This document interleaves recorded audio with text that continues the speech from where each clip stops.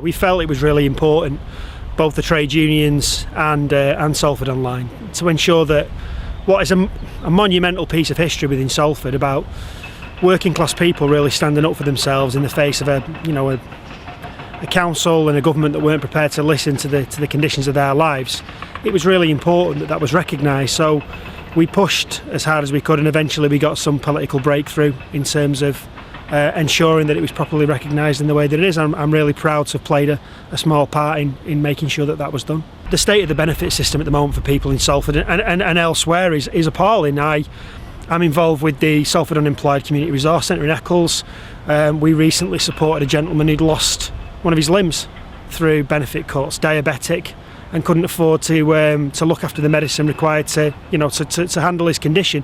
The cuts that have taken place to benefits, the demeaning way in which disabled people are being treated, ironically set against, we've got the Paralympics just finished and the superhuman and everything else, which is absolutely right, but the way disabled people are being treated in daily life and the way people are being asked to justify themselves in order to secure what even aren't benefits well enough for them to be able to live decent lives is appalling. So that hasn't changed, and the stories that are described in Love on the Dole of people going to unemployed job centres or sanction centres, as a lot of people are terming them now, and being told things that are very difficult to believe about, this is a small amount of money, this is enough for you and your family to live on, and if you don't jump through the hoops that we're setting for you, we'll even take that away.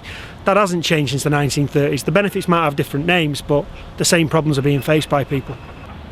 I would say that in terms of what successive councils have learned or failed to learn from the Battle of Bexley Square, some lessons have been learned. I think it would be highly unlikely, I have to say, that if we were to participate in a march today about the benefit system in Salford or any of the other cuts that we're facing at the moment, that we'd be met with the same violent force that they were met with in 1931 in order to just simply, to hand in a petition, to send a delegation forward, which is all they were seeking to do on the day. I'm confident that wouldn't be the response. I know that wouldn't be the response because I've been involved in things like that. But what hasn't been learned, I think, in places like Salford is how you adequately challenge decisions being made by a government in Westminster that have an adverse impact on the people that you represent. I don't mind saying this, my own personal view and the view of a lot of our members is that our council in Salford, when faced with the challenges that it's got now in terms of austerity, in terms of cuts, in terms of the challenges around social care and everything else, often does not do enough.